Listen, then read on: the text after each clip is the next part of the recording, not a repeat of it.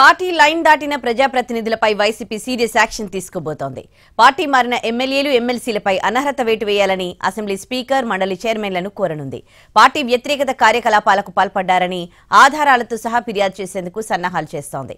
టికెట్లు దక్కకపోవడంతో ధిక్కార స్వరం వినిపిస్తోన్న నేతలపై కూడా చర్యలకు వైసీపీ హైకమాండ్ రెడీ అవుతోంది. పార్టీ లైన్ దాటిన ప్రజాప్రతినిధులపై వైసీపీ సీరియస్ యాక్షన్ కు సిద్ధమవుతోంది. అనర్హత వేటు వేసేందుకు రెడీ అవుతోంది. టికెట్ రాలేదనే కారణంతో వైసీపీ ఎమ్మెల్సీ వంశీకృష్ణ జనసేనలో చేరారు.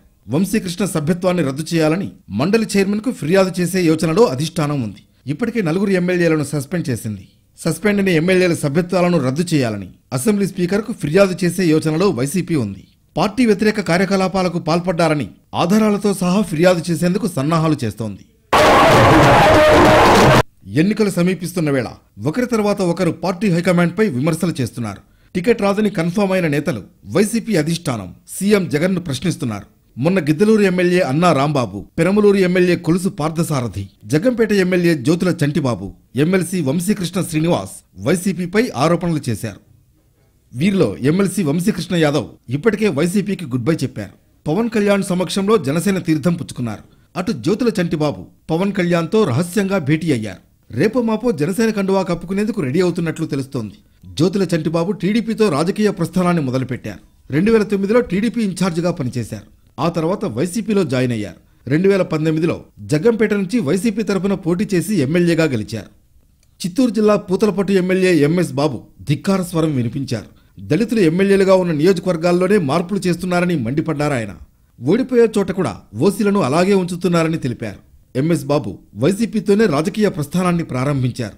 2019లో పూతలపట్టులో గెలిచి అసెంబ్లీలో అడుగుపెట్టారు.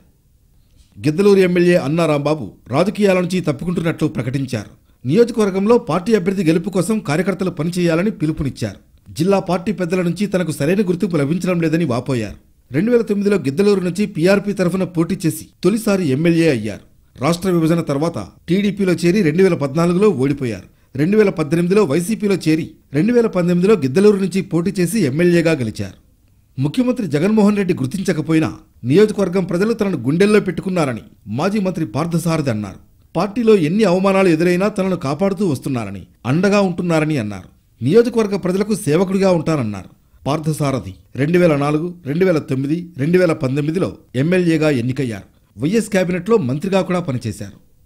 ఇలా ధిక్కార స్వరం వినిపిస్తున్న నాయకులపై చర్యలు తీసుకునేలా వైసీపీ హైకమాండ్ అడుగులు వేస్తోంది.